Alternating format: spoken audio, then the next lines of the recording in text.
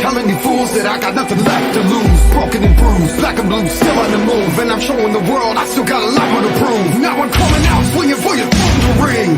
Standing there bleeding, yeah, you know what I bring. You know what I mean? Dark when the bell is wrong, cause it's a little too late now to tell me run. Get up and run. You're broken every part of me. I'm putting it up in down. I keep rising higher, higher, higher now. Don't fuck with me. Never gonna hold me down.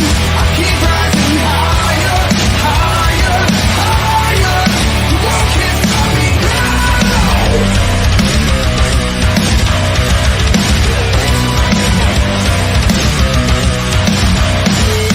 You see it's the calm before the storm. I was born for more, now you got me ready for war. Remember my name, everybody out of my way. Back up or get knocked out, this ain't a game. Cause I never stay down when they push me around. See the world stand up when they give me the crown. Now it's go time, do or die, dead or alive. You can try to kill me, but I will survive.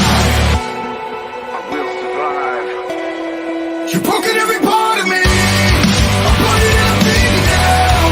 I keep rising higher, higher, higher now. Don't fuck with me. Never gonna hold me down.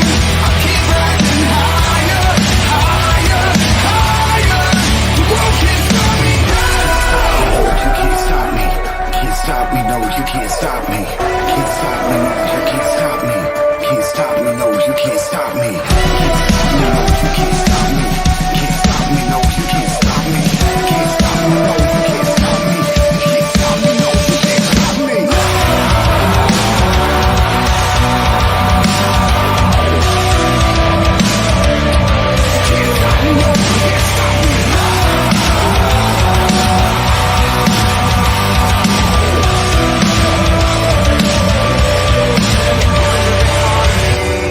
I'm bloodied and I'm beaten down. I keep rising higher, higher, higher, higher. You're broken every part of me. I'm bloodied and I'm beaten down. I keep rising higher, higher, higher now. Don't fuck with me. Never gonna hold me down. I keep rising higher, higher, higher. The world can't stop me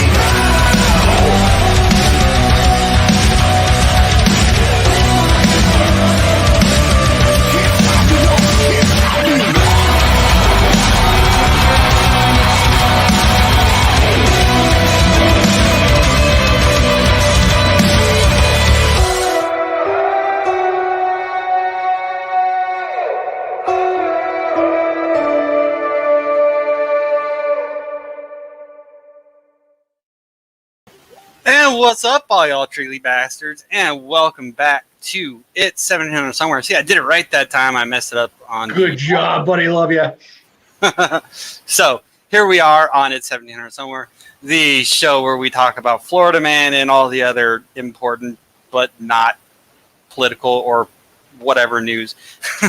We minimize the politics to maintain our sanity. How's that sound? Yes. We're just trying to bring you some comedy, some stuff to come and lighten your day with. Some of these stories we have to kind of give a comical flair, such as the first one we're going to be covering for today. But with that stuff being said, I just wanted to throw out there real quick initially.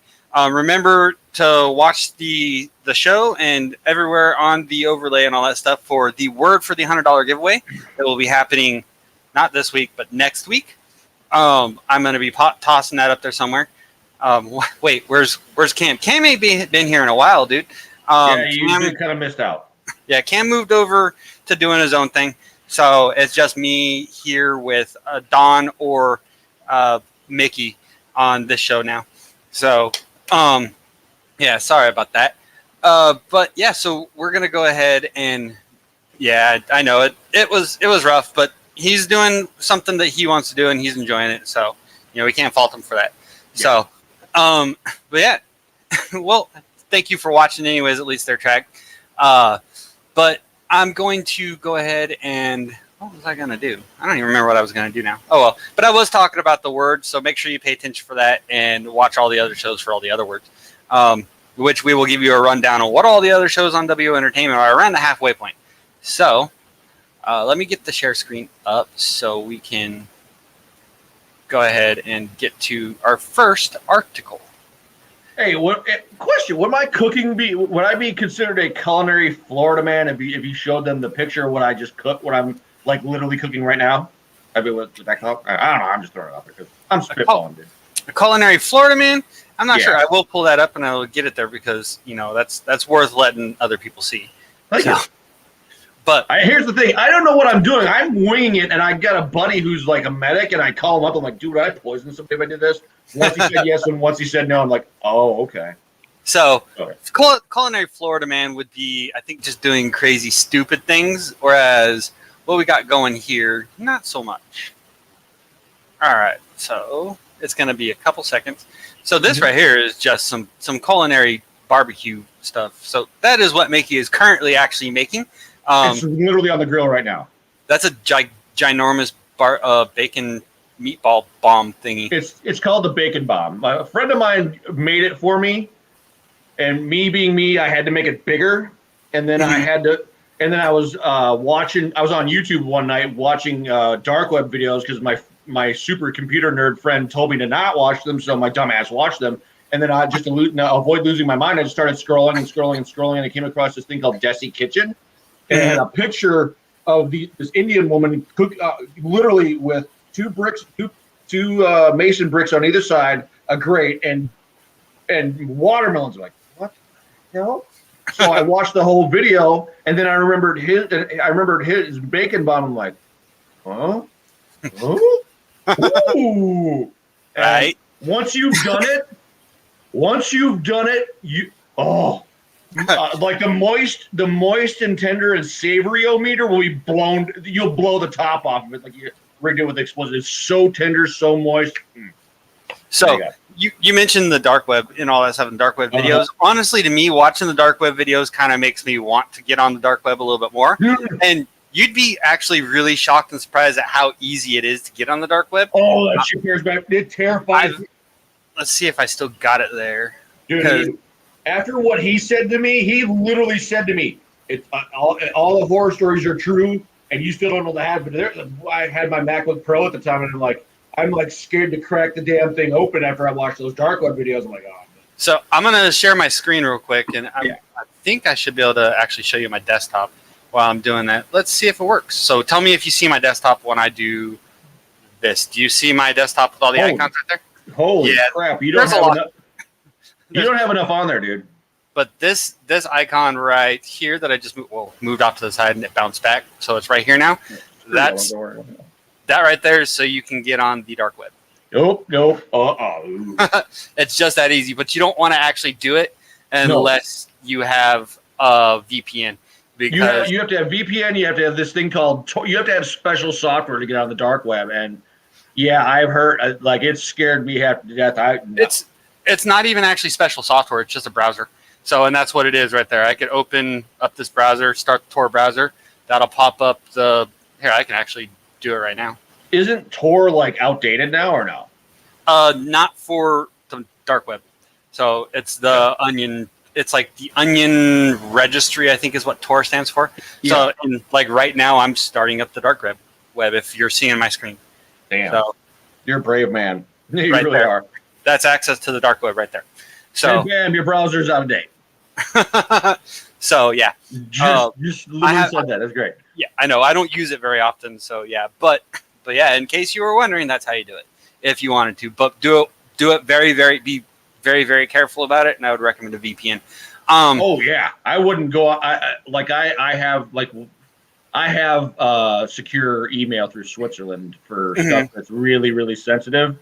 Yeah, and I'm at a point where my manuscript laptop doesn't get opened for any other reason than to do manuscript related stuff or just writing related stuff and to get on that email server and to update stuff every now and again. Other than that, it never sees the internet in any other way.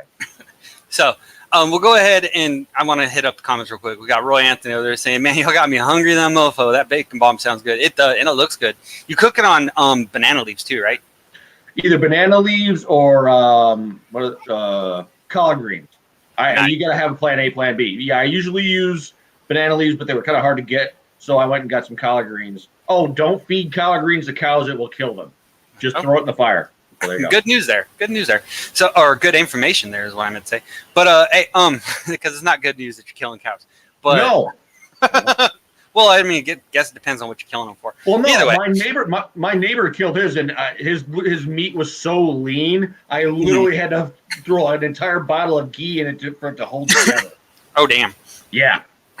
So, in case those of you who don't know what ghee is an Indian clarified butter. It's really just Yummy. clarified butter, but it's Yummy. typically used in Indian cuisine.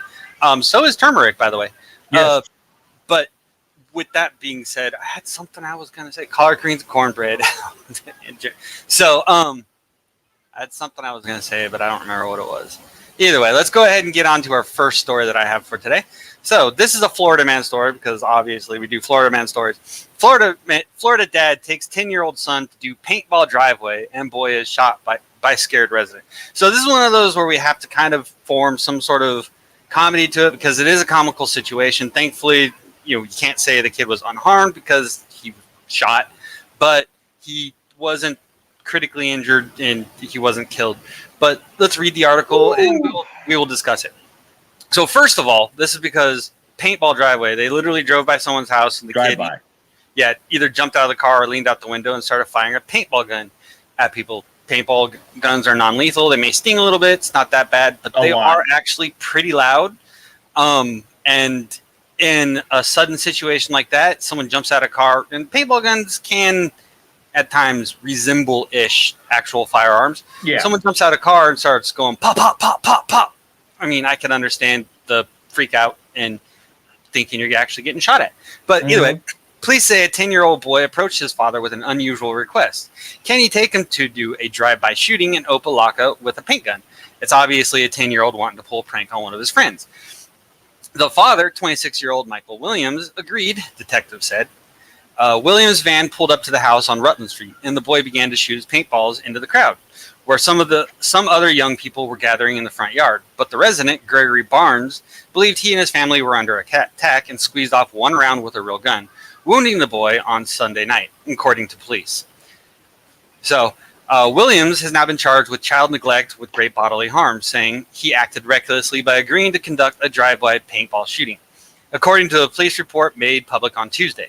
The boy suffered a further injury after losing his balance and getting run over by the van, according to the police report. In the chaos, Williams got the boy, put him in the van, and drove home, where the child's mother called 911, police said. That's all that article.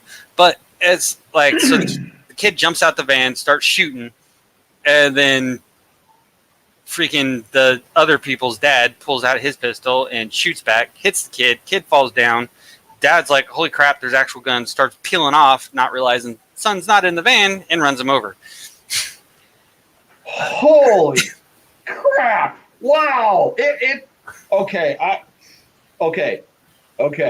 Oh, wow. Okay. Let's unpack this. Yeah. The father. Okay, forget losing custody of his son. Castration. That dude needs to not be allowed to breed ever again. I psych eval. I think he's got some horrible form of arrested development where. When I was in Baghdad, I was in Baghdad, we had a prisoner. His name was Ode, not to be confused with Uday, one of Saddam Hussein's bullet-riddled sons. He was a Shiite Muslim, and he physically at the time he was 35. Mentally, he was 3. That father cannot. That mentally, I'm challenging them. I would question the mental. Capacity of the father. I'm sorry. No. General reduced mental capacity seems to be a general thing in modern times. People aren't, honestly, if you looked at me and seen the way I acted, seen the way that I do things, no one would ever believe I'm 38, almost 39 years old. Right? Yeah. I mean, it's just not there because I don't act like an almost 40-year-old. However,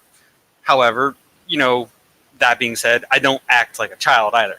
But with all that being said, I think they've said that I read it somewhere, I heard it somewhere that at least males, it might actually be humans in general, but at least males, they don't come to a full level of mental maturation until about the age of 25, 26.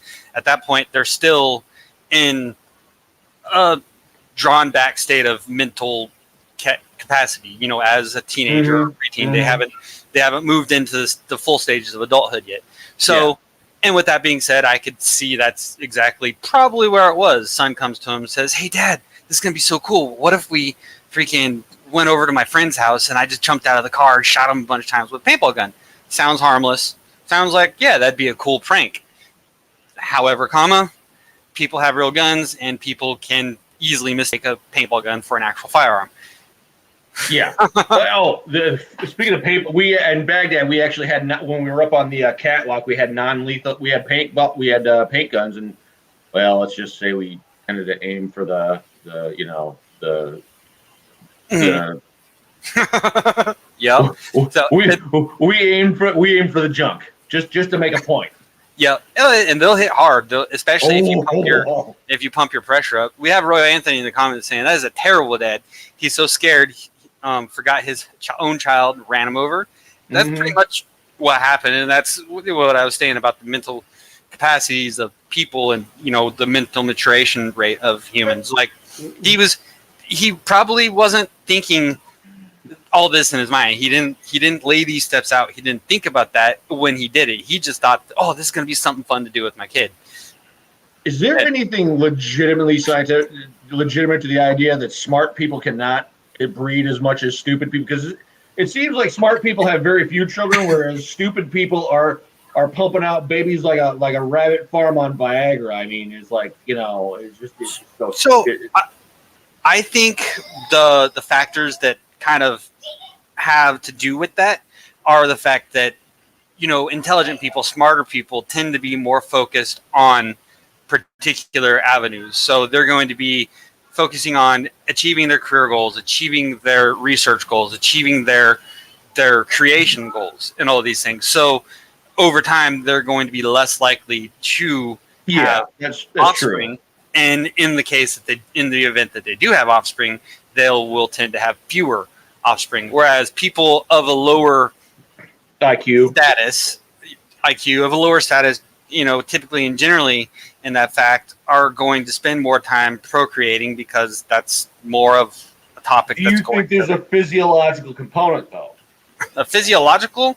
I can't. At this point, there are times I just wonder, dude. I don't know. I mean, I don't know. It's entirely a physiological type thing. So with all that, the whole thing on it is, and it's not. This is a topic of evolution. It's not because the smarter people are more successful in life to be able to procreate, whereas it is in all other avenues of evolution. With this particular situation, the people who are more successful in procreating are the people who don't have these other avenues in life that they're focused on and driven towards. So you think it's just a choice driven kind of a thing, really? Yeah. So, and that's kind of the crutch of humanity. It's like that we are in such a way that procreation in the direction that we'd want, with all those higher IQ, all the higher intelligent quotient. Well, that's what IQ means, but intelligent quotient people aren't out there putting as much emphasis into procreating. So you're going, that particular feature is going to be less and less common as we might need to kind of push. Hey, smart people, start humping more. Right. So we need to keep up with the idiots. Okay, come on. we do not need to be falling into idiocracy. So Idiocracy is already a documentary, dude. It's not even fiction anymore. It's damn near a how-to guide at this point. Right. I mean, damn. So let's see what we got here as far as Florida man goes. We got boy. Florida man kidnaps, beats woman, threatens more violence unless she opens OnlyFans. Okay, we're reading that one. All wow. right.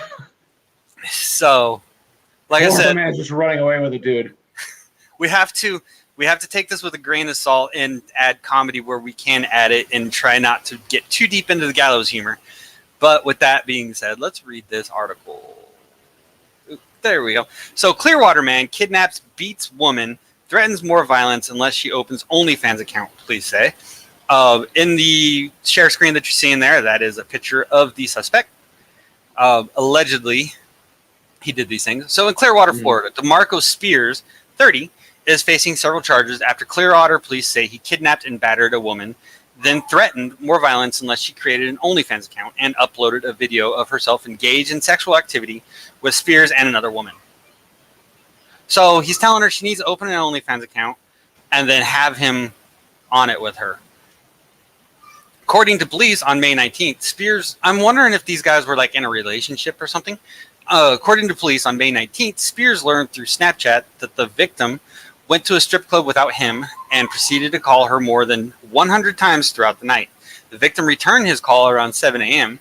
the next day, and the two began to argue.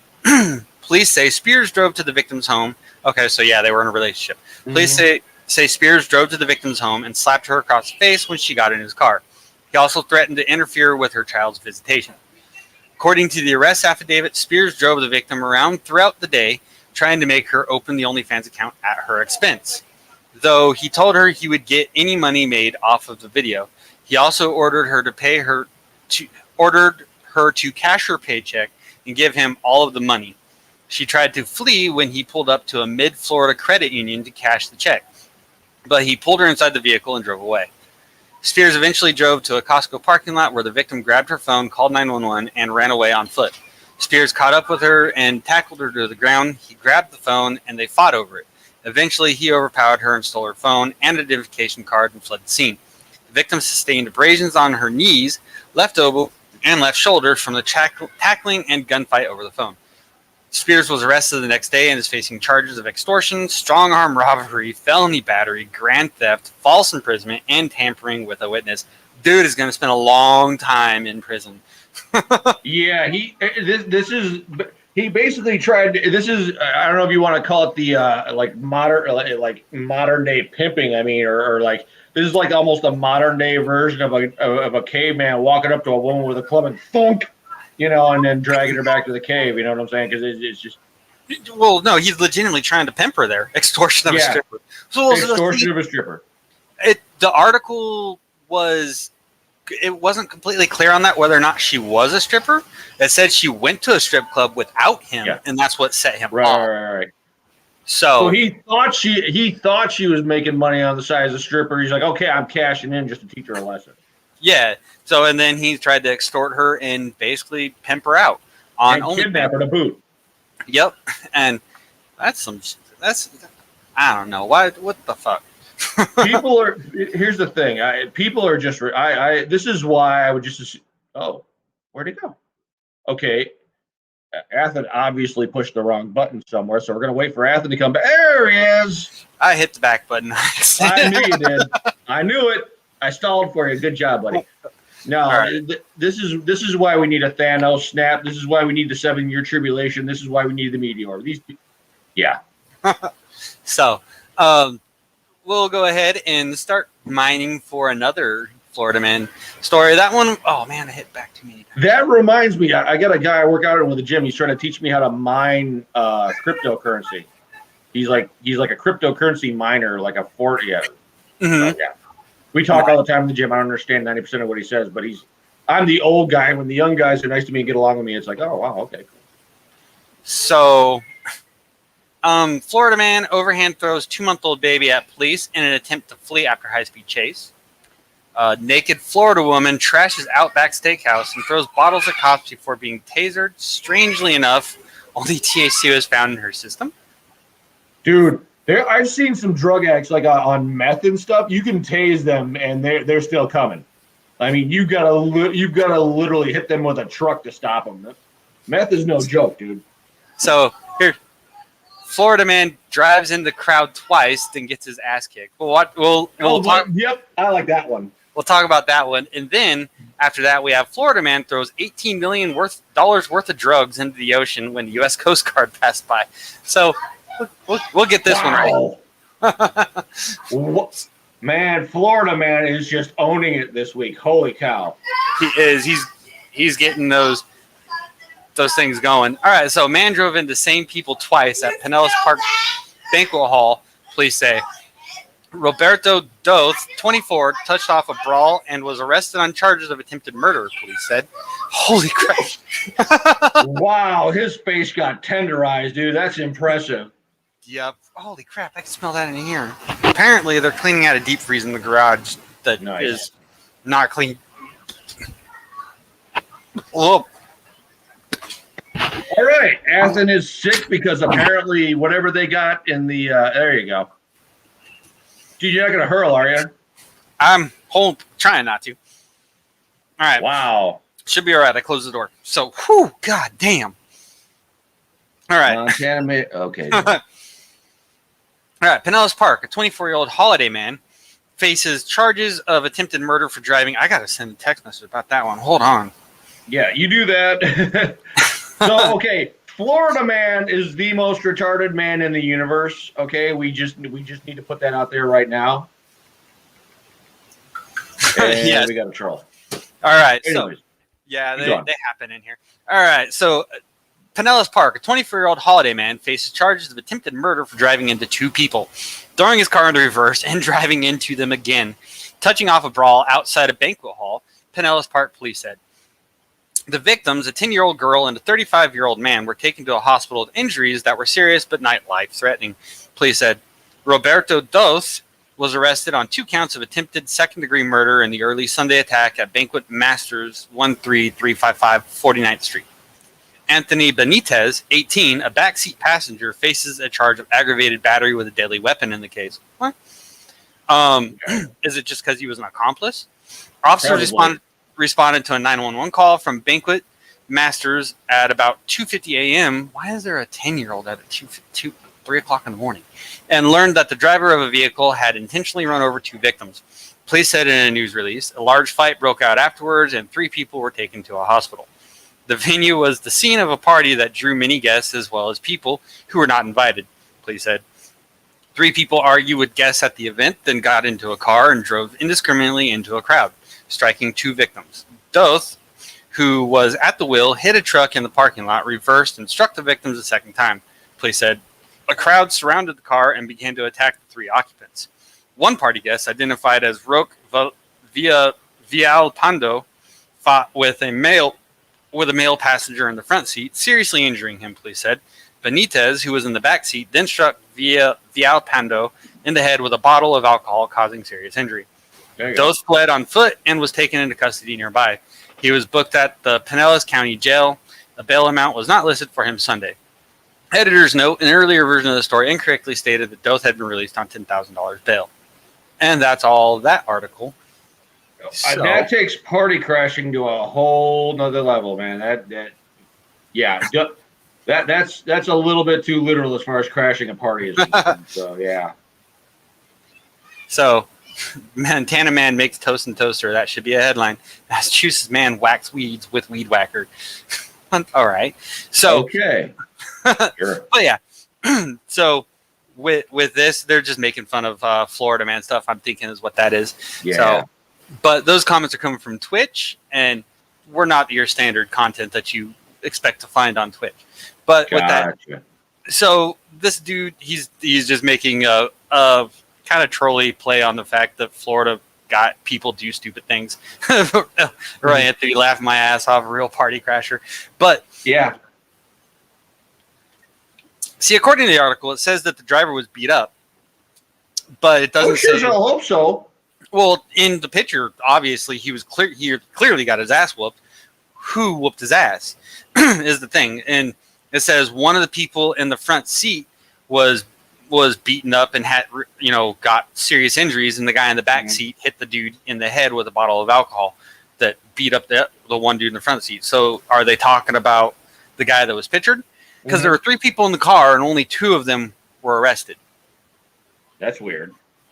So I'm thinking the kid that was in the back seat that was arrested because of the fact that he hit the dude who beat up the driver in the head with a bottle of alcohol. Yeah. So That's about right. and like I said, when I did my prison guard, we were the only unit. We were the only prison facility in all of Iraq that housed juveniles. And juveniles, they have. If you don't teach them restraint, they will not restrain themselves. They will do horrible, horrible, horrible things if they're able. So yeah, that doesn't surprise me at all. So Florida man, Reddit got banned apparently. Damn, that's Like, horrible. In the course of me trying to do the show. All right, so it's not going to let me click on that one because apparently this subreddit is banned. So it's not going to let me click on it if it's not. Yep, that's exactly what it is. Huh. Okay. So we don't get to read the Florida man throwing $18 million worth of drugs into the ocean. What the hell? That's gold, dude. How retarded do you have to be to throw 18 million damned up? Pass by. Let me see if I can find that on the Google. That's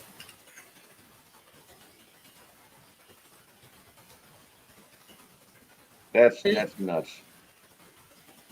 Well, you know what? I'll wait till after we're done and put that picture of the bacon bomb up on Facebook because everybody's like, "What the hell is that?" I'm like,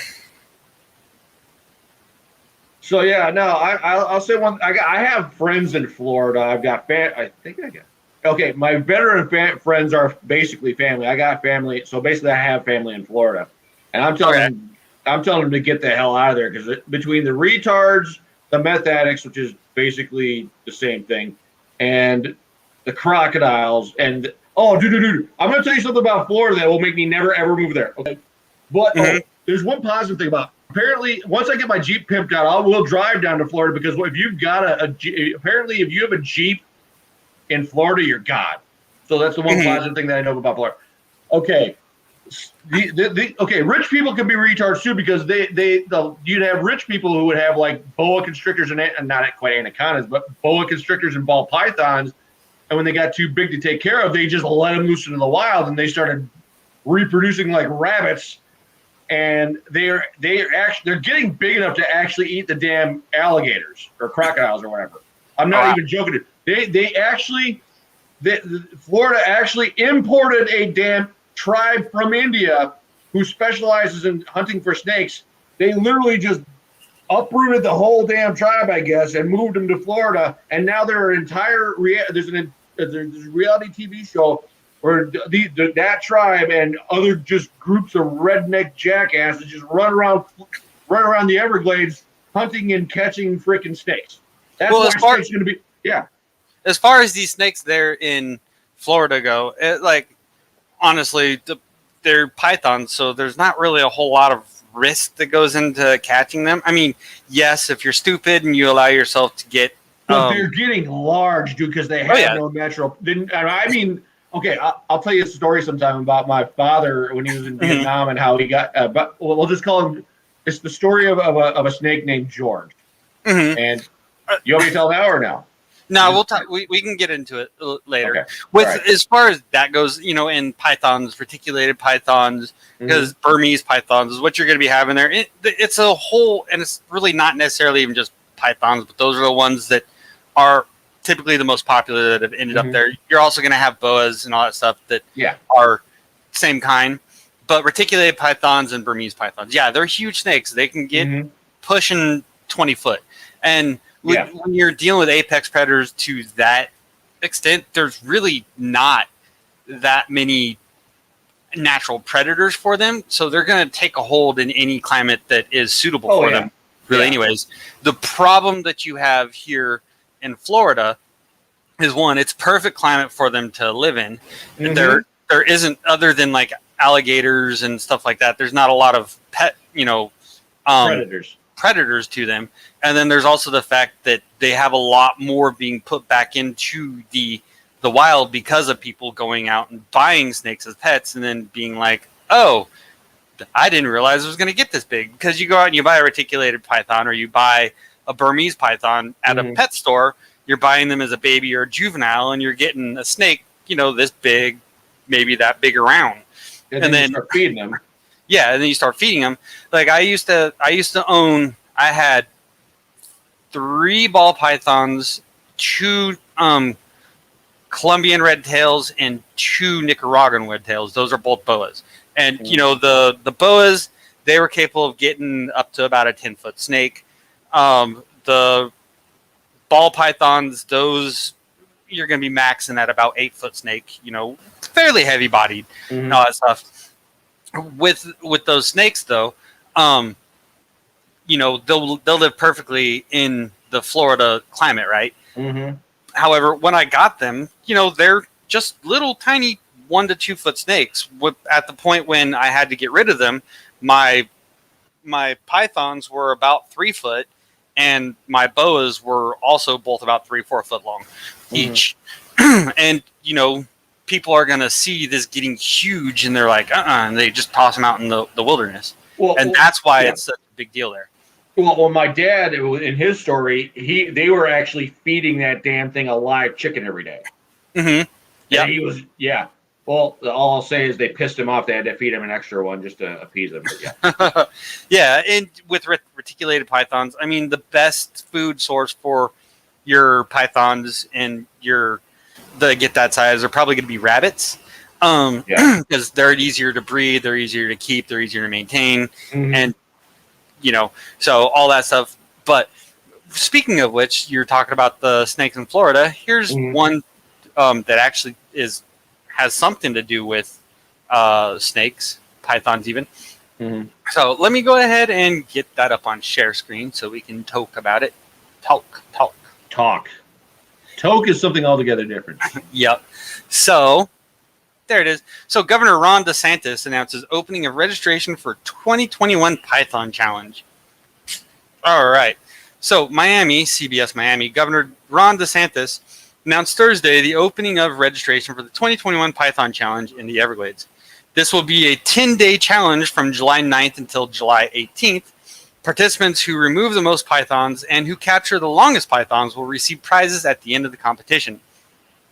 The governor said as part of his focus on restoring the Everglades, he's charged the Florida Fish and Wildlife Conservation Commission with taking more innovative approaches to remove invasive Burmese pythons, which can grow to 20 feet in length, weighing up to 200 pounds, and cause major damage to the ecosystem. I mean, these things will eat everything, and we spend all this money, and we want to do all this stuff to restore. But yet, if they're just running roughshod all over the other species, you know, that's not what we want. Those interested in taking part in the challenge can register at floridapythonchallenge.org. All Florida Python Challenge participants are required to take the free online training module and pass the quiz with at least an 80% before registering. The governor said progress has been made in removing the invasive species. We have expanded access for python removers into state parks, as well as worked with the U.S. Department of Interior to increase access to federal lands for python removal, particularly within the Big Cypress National Preserve. As a result of our efforts, the Florida Wildlife Commission has had a record year for python removal in 2020. It was about a 35% increase in the number of pythons year over year between 2019 and 2020. And of course, 2019 to 18-17, those years were much better than they were 4 or 5 years. I'm assuming they meant 1917. I don't know, 2019 to 18, whatever they want. 2017 were 40. Then they were 4 or 5 years previous to that, he said. DeSantis said since he became governor, the Florida Wildlife Commission has removed about 13,000 pythons. He added that recently the Florida FWC has come up with some new ways to spot and remove the big snakes. For example, FWC is training a python detector dog team. They're also working with the University of Central Florida to create infrared vehicle cameras to help us detect pythons. You look, it's very hard to find these. I mean, people who will look all day. It's not easy. So if we can harness technology to help us identify them more quickly and easily, you're going to see even more pythons being removed. DeSantis said a year ago, when the pandemic hit, some predicted the state's budget would be in dire straits as a result of the fallout. He said that was not the case. You know, we've had incredibly strong revenue growth because we've had incredibly strong economic activity compared to what forecasts were. But yeah, so talking about gathering pythons, there it was. I know they've actually, in fact, also opened open season for hunting for pythons as well. Oh yeah. Well, python's going to be on the menu too, from what I understand. Just now, here's the thing. Here's what I would wonder if they would do. I'm wondering if they would start tagging every snake that's like in a pet store or whatever before it leaves, and then if the owner loses or gets rid of it or whatever, and it gets loose, if they face a fine or something. You got to do something to discourage. Like a buddy of mine who's a submariner said that their motto in the submarine corps is "the stupid shall be punished."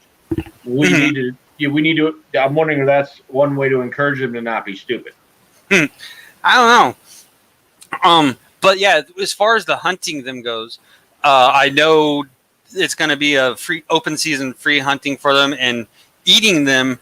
Their concern about that is the same as with like fish, the mercury level intake, because pythons are a predator, so they eat other meat things, which comes with mercury level in their meat and all that stuff. So when you go to eat a python, you do actually have to concern yourself with the amount of mercury that you will be consuming. So yeah. So yeah, that's something I wonder, because man, ever since my father told me the story of George, I have a hatred for snakes that I cannot. It cannot be. My hatred of snakes is because my father told me that story cannot be overstated. It just can't. So yeah, I've always loved snakes. Well, snakes. I've been I've had lots of snakes. I'm a fan of snakes. So okay. Well, I've got a copperhead population around here. That's why I've got a machete. So I hate to say it. Don't be mad if I start my show with a bowl with like a chopped up snake with some beer and some herbs and spices and stuff. So there you go. The snakes, like rattlesnakes and things like that. Those I can understand being killed and all that stuff, because they are they are a danger. So those ones are dangerous. Those ones, if they're in your area, those ones I can condone killing. Pretty much any other snake that you're going to find in North America other than a rattlesnake, or copperhead's not a rattlesnake, copperhead's a copperhead. And like water moccasins, even those. kill those. Definitely kill those. Yeah. So, but it's like any of the other ones other than a rattlesnake, a copperhead, or like a water moccasin, I'm gonna say don't touch those. So if you're looking at like a gopher snake, you're looking at a garden snake, you're looking at a rat snake, even a hognose snake, even though hognose snakes are technically venomous, I would say even them, don't leave them alone, because they're not going to bother you. In order to get bit a hot bite from a hognose, you have to literally try to be envenomated, and even then, their bites are like a really bad mosquito bite. So it's you're not gonna. It's not gonna kill you, and it's not gonna be that bad. And because they're a rear-fanged snake, that means their envenomation fangs are in the back of their jaws. So in order to get a hot bite, you have to like shove your hand. You have to try. No, I try. The only thing I'm doing, like if I see a snake and like if it's a copperhead, the only thing I'm trying to do is grab my machete and decapitate the damn thing.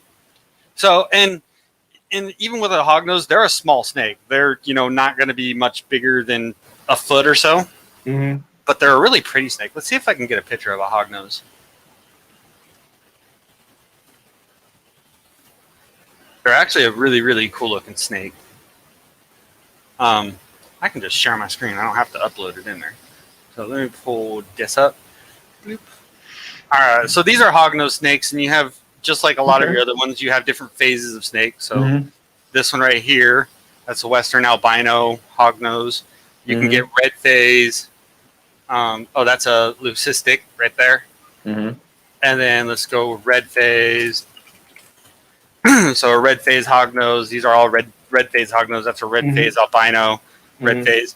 It's a lot like ball pythons. You have some crazy freaking colored ball pythons. So we'll just go. Yeah, here they are. You have like your highway ball, which looks like it's got road stripes running down the center of it. A banana inchy python. That's a albino python. Now that I think about it, I think the snake in my dad's story was a Burmese. If I think, yeah, that was apparently that thing was it was like 20 feet long. He said it was somewhere between 275 and 300 pounds. His body was the size of my damn leg.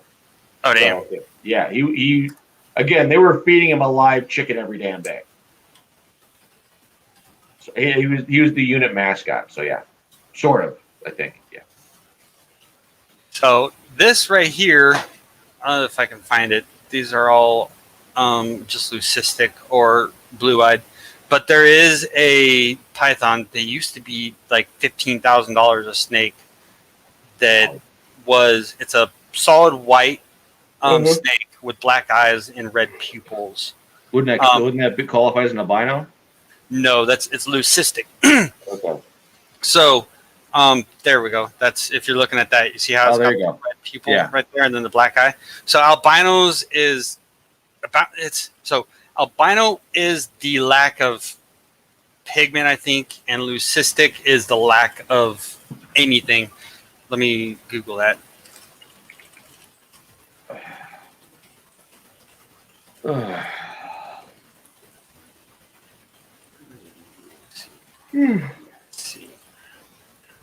So albinism is a condition in which there is an absence of melanin. Melanin is what is present in the skin and is what gives skin feathers, hair, and eyes their color. Leucism is only a partial loss of pigmentation, which can make the animal have white or patchily colored skin, hair, or feathers. So, and a piebald type thing ends up being where it's patchy, like it was saying. So you'll have some pigment, and then you'll have sections of just straight up white. So with that, let's see, we're coming up on 4. We're right at the midpoint, so let's go ahead and do the reads. Since you already have it all, dude, how about you go ahead and do the reads on that? You're better at it than I am. I don't know if I'm better at it, but, I'll do it. All right, let's do the reads. All right, here's the rundown. Let's start Tuesday. Now, Roy Anthony is doing this twice a week, Tuesday and Thursday at noon, all times Central Standard Time. He does Where's My Grill, both Tuesday and Thursday at noon, Central Standard Time. Tuesday at 1700 is the Woe Radio Show, the flagship show with Redneck Pimp, Goose, Pater, and whoever else happens to be on there. Wednesday at 1900, we got Blue Phoenix Gaming with Jen. I don't even know what you're doing. Probably so sick of my I guarantee you she's sick of my Skyrim fanboy, shenanigans. So I don't see her doing Skyrim for me anytime soon. Okay. Thursday at noon. Oh yeah, Thursday at noon we got Roy Anthony again with Where's My Grill. We got Thursday. We're by hook or by crook. We're gonna get Cars and Coronas with Gabblebees back on. We really will. Thursday, yeah. Waiting on some stuff from him. Like I think last I knew, his computer was down. He was having troubles getting it fixed. I haven't really heard anything from him. Almost it's back up. I think he's got some work conflicts he's got to work through too. So there might be some rescheduling there. But yeah, he all I know is I think he really dodged a bullet with the computer thing. He got really lucky and he got it back up and running for the most part. He's got some other stuff he's got to tweak, but yeah. Okay. Then Thursday at 5 would be me, the Harambe Keeper, where I do rants, and I'm trying to transition from rants into segments that are actually beneficial for the veteran in the long term, like the cooking you see me doing and other things. And there will eventually be a writing segment. There will be an automotive segment eventually. I've got long-term plans. I'll just say it like that. Friday night, which I'm really looking for. Okay. Friday night at 1900 is the Hideout with Ethan and myself and others. It's going to be a round robin fun thing, and I'll just be happy if now that I've got my internet upgraded to make sure you guys can actually hear me, which would be really nice. So yeah, between the internet upgrade and this really nice microphone, hopefully we'll have the audio issues fixed. Friday at 2100 back now. Hideout is on Spreaker. Back on the Woe Entertainment channel is Married with Comedy, which is a Married with Children style comedy show, which is, yeah, I missed that. They need to bring that back. Okay. Oh, they desperately need. Hotboxing with Matt is on Saturdays, and hopefully we're going to be getting him back soon. And what I do with him, I send him cooking stuff to kind of inspire him to do other stuff. So, because he and I are collaborating on Project Smokezilla. So that's at Saturday at 1900, Sunday at 1400. We got Ale Train Fires with Athen Don and whoever else happens to show up. You know, at 1700 with somewhere is with Athens Shay sometimes, and whoever else happens to show up, just depending on what's going on. Oh, what's that word? What's that word right there? Should I say that word, or should I just let them? Go ahead, say that word. The word is green. And it's you got to pay attention to those words, put them together, and figure out what it all means. And you got a shot at $100. And in this crappy economy, we need all the cash we need all the extra help we can get. So there's the rundown. There's the lineup, and we're looking to add new things and grow and expand and help veterans do things better. We can't just help you. We can't just stop you from doing for doing something that would, be bad. We gotta we gotta do long-term stuff to help you just not want to do it anymore. That's the plan. So, yes, we try to give you an outlet to be able to distract you from the stuff, everything, whatever it is. So, good job on that. Thank you very much, Mickey. With that, I think we'll move on from Florida Man to see what kind of odd news we've got. So, let's see. We've got 15 wild elephants rampage for 300 miles through China. We've got 6 most bizarre video games ever made. We'll go ahead and do that. We can do a kind of cross-platform thing here. So let me go ahead and get my screen up for share. There we go. All right. And there we go. Bloop. All right. So another 6 most bizarre video games ever made. Get ready to have your mind blown by part 2 of our epic Weird Games saga. Sequels, and these articles are coming from Audi.com. So sequels seem to be name of the game today in movies, books, and video games. We thought we'd try being cool like that as well. We might have to go try to find the first one. A couple months back, we listed 6. Oh, there it is. A link to it. 6 of the most mind-bendingly strange video games ever developed. It had some good ones, but there were many, many others that just couldn't fit on the list. So here we go for round 2. Another 6 of the most bizarre video games ever made. So we have Gunstar Heroes. Mega Drive Long Play 005 Gunstar Videos. That looks like a platformer type game. Gunstar Heroes is a 2D side-scrolling shooter game for the Sega Genesis from 1993.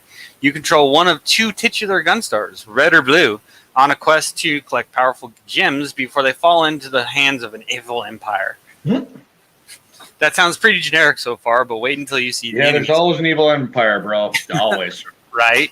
The regular guys you dispose of, and there are hundreds, aren't all that weird. Your usual cartoony bad guys, robots and whatnot. But once practically any of the bosses gets on the screen, you'll be wondering what the developers were smoking. You'll be fighting a 25-foot tall stalk of asparagus, a living pile of curry and rice, and a group of less than knee-height midgets that throw you around. As a cherry on top of it all, there's a disembodied face consisting of 2 bulging eyeballs, a mouth of sharp teeth, and a clown nose called Melon Bread. Yeah, we don't know. Gunstar Heroes is a masterpiece of retro action gaming, so definitely give it a try. That sounds like it might be interesting. All right, we have Katamari Damacy. Wow. Katamari Damacy came out on the PlayStation 2 in 2004. It's considered a classic, with some people going so far as to put it among the best video games of all time. And it's weird as hell. You control the prince, the pill-headed son of the psychotic king of all cosmos, who goes around rolling a katamari, a magical ball that sticks to anything smaller than its diameter. You see, your father got a bit too drunk and destroyed all the celestial bodies in the sky. So you must now create big enough katamaris so you can make them into new stars. You're supposedly roaming around on Earth, but with the game's art style, it might as well be an alien planet. Oh, and at the same time, you're following the story of a Japanese child who can sense what the prince is doing. If that's not weird enough, the game's soundtrack is interesting.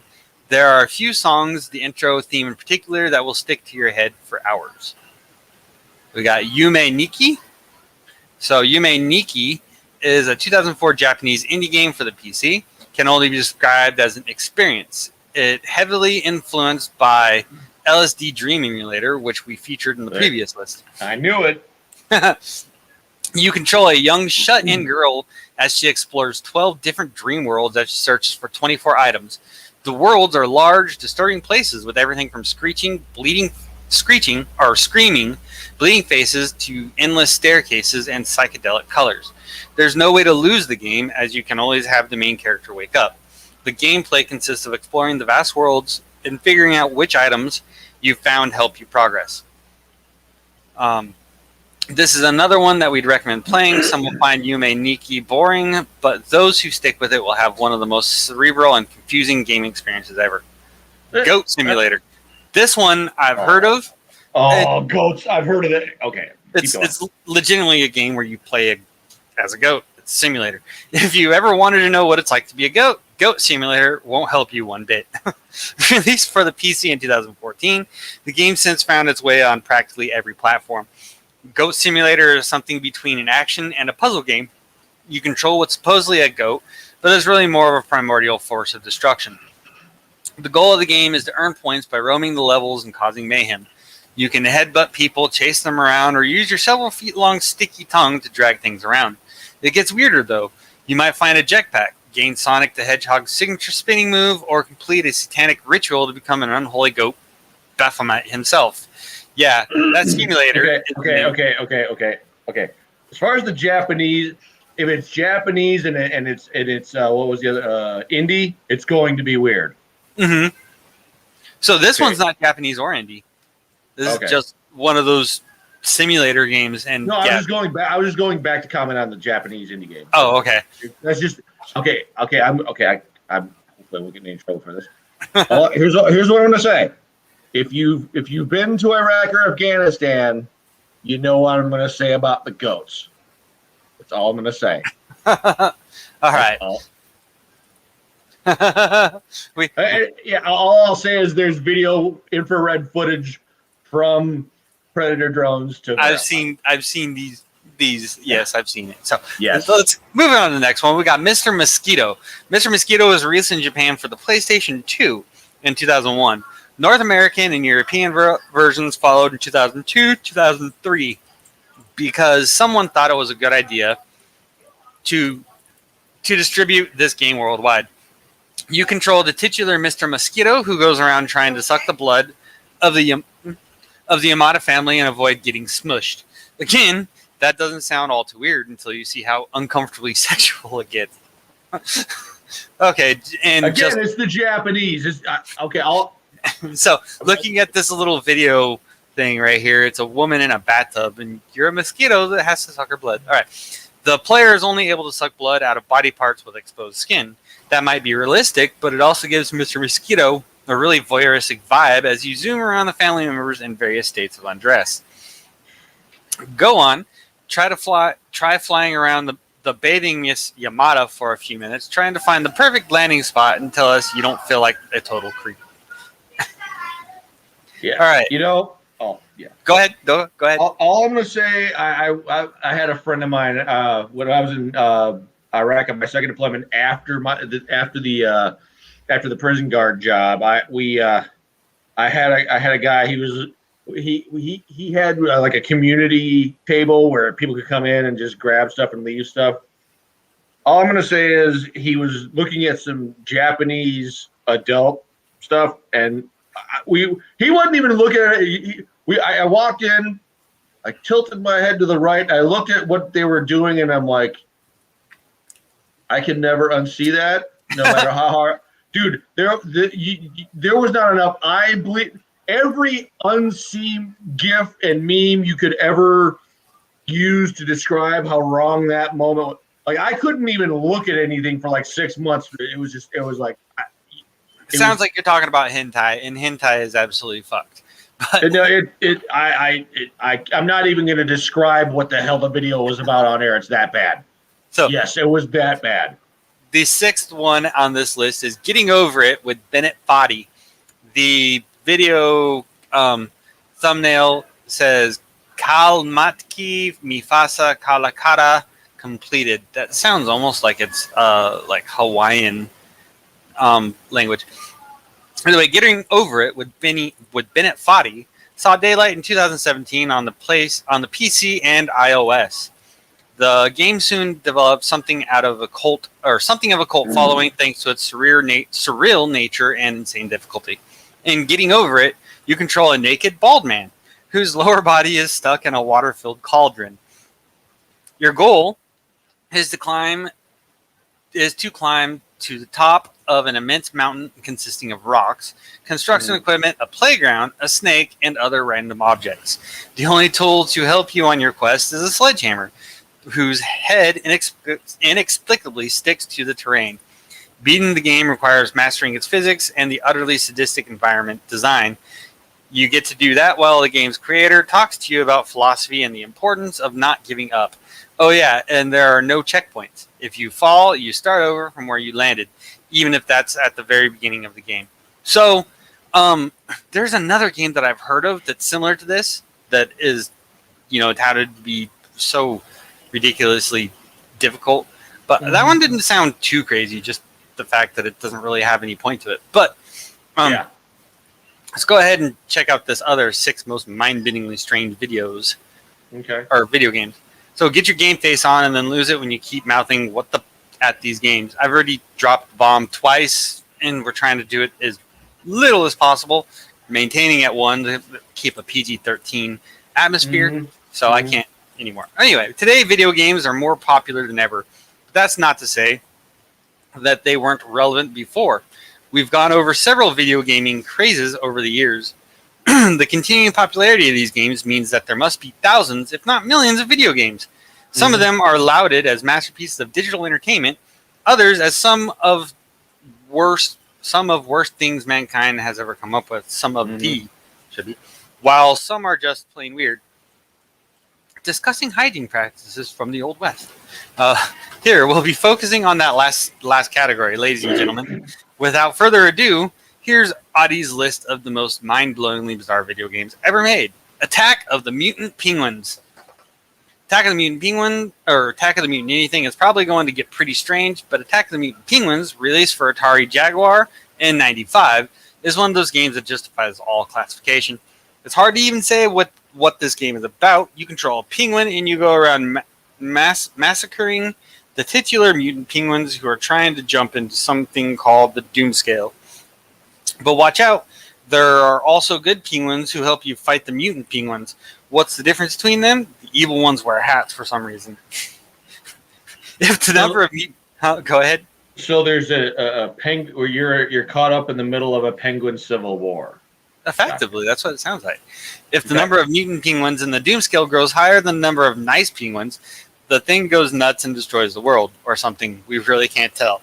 There's a whole bunch of other weird things in this game, like opening treasure chests with little creatures called gremlins.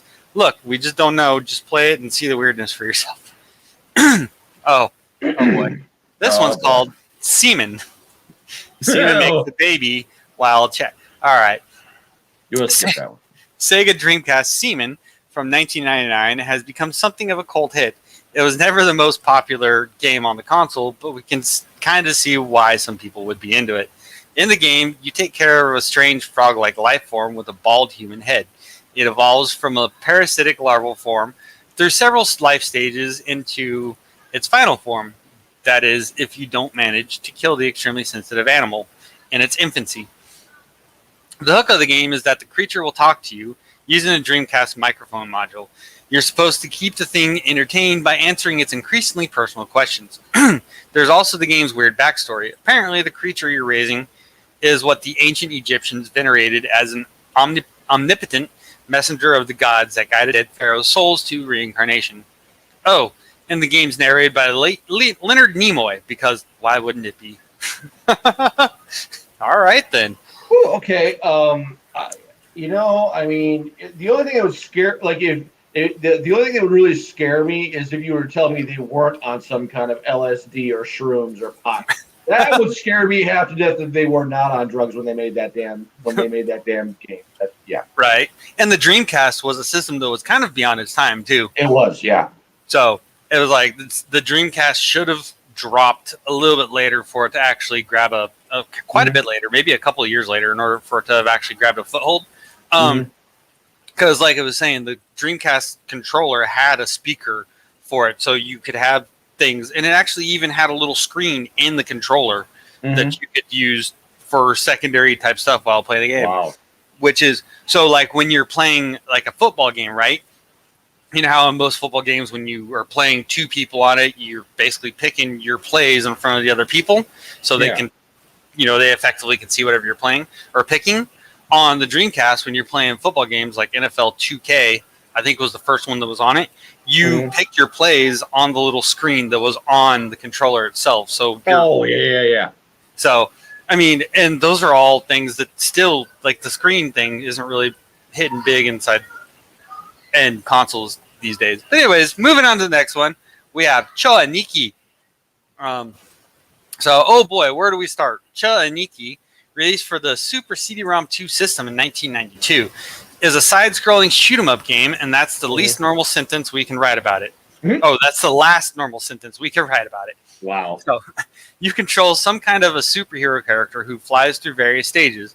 Over the course of the game, you fight anything from oiled, hypermuscular, thong-clad muscle men to human-machine hybrids to weird tubular objects that resemble, they're just straight-up penises. Yeah. Okay. Do you ever see the? That reminds me. There's a meme like where there was a bumper sticker or like one of those window stickers in Japan. Apparently, it's against the law in Japan to try to shoot down a plane with a penis. I'm not joking. I saw it. I had it up on my Facebook. It's Japan. I do believe in Japan it's also illegal to sell anything that's shaped like a penis. So that's why, as far as like women's aids, marital aids, they have the ones that are rabbits because those are allowed to be sold in like Japan and China because they're not shaped like a penis. So on this one, I'm gonna play the video. But so it says you get to meet a purple bodybuilder rising from Venus's clamshell and a zombie Elvis spaceship. One of your sidekicks grows flowers in a hole in his head. There's some kind of a Thomas the Tank engine like train person. We just can't explain this game. The gameplay is actually pretty fun though, so definitely give it a try if you can, as long as you don't mind lots and lots of male physique. Let's see what this little video looks like, because I'm curious now. How long is it? Oh, 24 minutes long? Nope. Oh, no. We're not watching that much of it. Let's see what we got going on here. It is obviously Asian. Yeah. Side scrolls are always fun. I've always liked side scrolls, but it's like the Japanese have just this weird fixation with the male penis, and it may be because it's something that they're sheltered from. Whoa, not meant to go. I didn't mean to go full screen. All right, so we're done on that. It didn't show any of the interesting stuff that we wanted to watch or see, and we're not watching 24 minutes of video. No. So LSD Dream Emulator. This sounds perfect. All right. We're not sure if this game does a very good job of simulating the effects of its titular drug, which titular means title. It's effective. It's referencing the title of it. So, but the creators were absolutely on something when they made this. Thing, released for the original PlayStation in 1998, LSD is an exploration game without any kind of a grand goal. It drops the player into a bizarre dreamlike world where they're free to roam as they see fit. You might encounter walking teddy bears, psychedelic colors, ominous music, faces in the walls. Anything goes. You're in a dream, after all. Gameplay in each world or dream lasts 10 minutes or until the player does something that ends the dream. As the game progresses, the dreams become increasingly surreal and weird. So it's just a dream simulator. Which, I mean, interesting.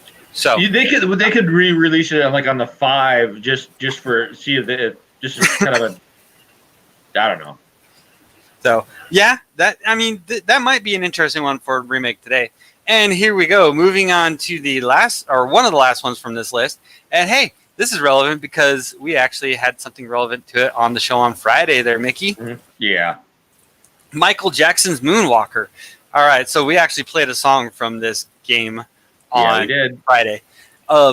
This game isn't all that strange compared to others on this list. It's a fairly generic Sega Mega Drive platforming game from 1990 where you go about defeating bad guys and rescuing children. But it's a game about Michael Jackson. He's the main playable character. That's weird enough as a concept that it warrants a place on the list. You traverse a series of levels inspired by Michael Jackson's music videos. You kick fairy dust at enemies and can defeat everyone on screen by forcing them to do one of Michael Jackson's iconic dances. Or you could transform into a giant robotic Mecha Michael if you catch a shooting star. And yet, you also go looking through closets for hiding kids. In hindsight, that wasn't probably the best objective to give for a game about Michael Jackson. All right, so I'm sorry we got to play this video because I'm hoping it will actually do the MIDI version of the song we played on. That would be hilarious. That would be hilarious. My mouse likes to do this weird double click thing.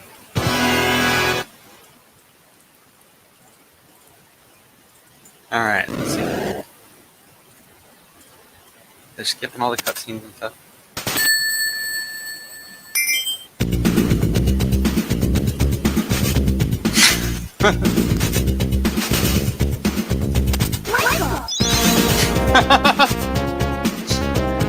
I feel old as dirt right now, dude. I really do. All the kids running around. Michael!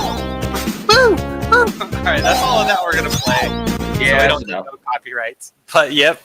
So, there it was for you. The MIDI version of Smooth Criminal, which we chose not to play on the show in favor of the actual version of the song because no one wants to listen to MIDI. Anyway. No. Hey, Alien Ant Farm did Smooth Criminal really good, so yeah. They did. So, this last one on this list, and I think this is going to be the last story we talk about this week because it's already 4:15. So we got Hatoful Boyfriend. Oh boy, this sounds like your typical Japanese game. All right, if you don't know, a lot of Japanese games are very, very insanely and extremely sexual in nature. Weirdly, they take their sexuality to this weird place that will just, again, I walk in, I tilt my head, what? Yeah. Mm-hmm. So we got Hatoful Boyfriend, released for various platforms in 2011. This is a Japanese visual novel game. These kinds of games are sometimes called dating simulators. Mm-hmm. Mm-hmm. And in basically the whole premise of any of these dating simulators is, I played one time where it was in a house and there were all kinds of girls in the house and you're roaming around the house and it was effectively the goal of the game was to figure out how to have sex with each of the girls in the game. Called dating simulators, and although that's not an accurate description for all of them, it's fitting here. You assume the role of a teenage girl who gets to meet and date a slew of high school heartthrobs. There's just one catch. They're all birds. The game takes place on a post-apocalyptic Earth in 2068, when a massive outbreak of avian flu nearly killed off mankind. They did find a cure for the disease, but it also gave some birds human-level intelligence. For something that started off as an April Fool's joke and involves dating pigeons, that's a pretty grim backstory, and it gets even darker, but we're not going to spoil the fun. If you want to go take a flight on the wings of love yourself. No, I'll pass. Hard pass.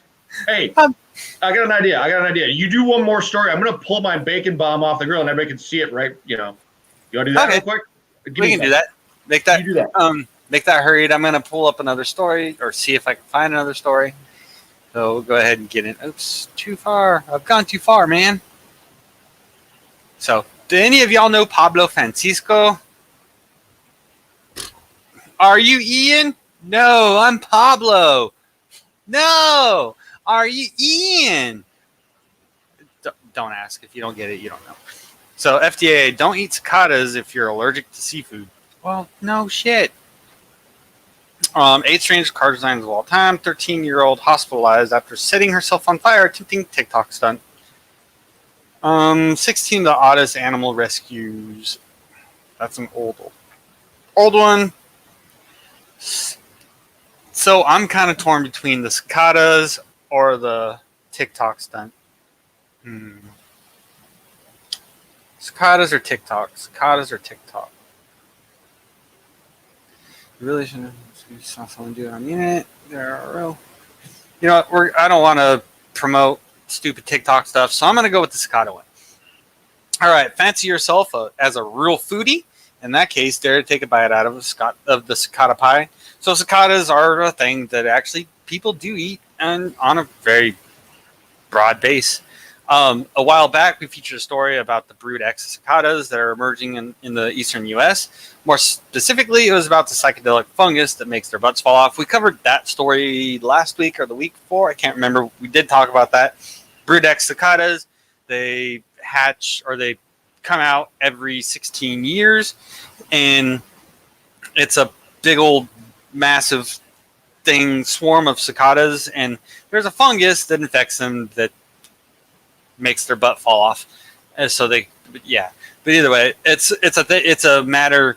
So it's a fungus. The way it works is the fungus makes their butts fall off so that it can trick the cicadas into reproducing the fungus itself. All right, but the fungus isn't the only threat to the cicada's face as they crawl out of the ground for the first time in 17 years. Apparently, they also have to watch out for hungry people. We know that because the U.S. Food and Drug Administration felt it necessary to issue an allergy warning about the cicadas. Yep, we have to say it. The FDA tweeted on June 2nd, "Don't eat cicadas if you're allergic to seafood, as these insects share a family relation to shrimp and lobsters." You didn't already know that? I feel sorry for you, son. So, well, the more you know. If shrimp make your throat swell up, you better steer clear of these yummy, yummy bugs. And I don't know. I've never eaten them, so I can't say that they taste that good. I mean, whereas lobsters, shrimp, crab, that's all a bug. That's all an insect as well. I mean, I'm sure they might not taste that bad. Yeah, absolutely. I was just doing that to waste time. All right, here we go. Show your bomb. Right there. Oh, wrong hole. That's what she said. There we go. Nice. And in the cast iron as well. It's a large cast iron. That's not the big one. The big one's 13. The big one can basically double as a home defense weapon. I mean, like good damn near deflected bullet. No, I could have actually taken it off probably about a half hour ago. So yeah, no, we now know it's 3 hours instead of 4. But when you're doing something for the first time, you always want to cook it a little longer just for safety's sake. Yep.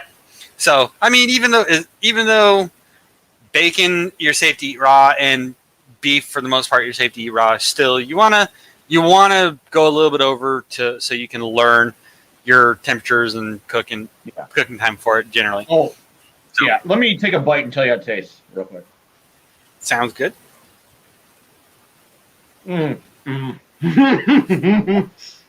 obviously it's good. It's hamburger and bacon. Either way, with Mickey's mouth full and all that stuff, we're going to sign off for the evening, and we will catch you same time, same place next week. But before that, make sure you check us out on the Hideout, only on Spreaker. Anything you want to say there, Mickey? Well, first of all, I want to thank everybody for tuning in. And this is one of the things I want to segue into. I wanted to give you guys, this is comfort food. And this is I was worried about how moist and tender it would be. Don't worry. Mm-hmm. No, the bacon and banana leaves cover that. Oh, yeah. And it's just, all I'm going to say is this is what I want to provide you other than rants. I want to provide you guys stuff that you can actually work with and use. And, so there you go. Cool. So, yeah. Thank y'all for watching. Thank y'all for listening. Thank y'all for being here. We're here for you. You're the only reason we do what we do. Absolutely. So, yeah. Again, check us out next week, same time, same place. Also on Friday, not same place or same time, but you can get all that from the WO Network page. Anyways, love y'all faces. Bye. Peace out.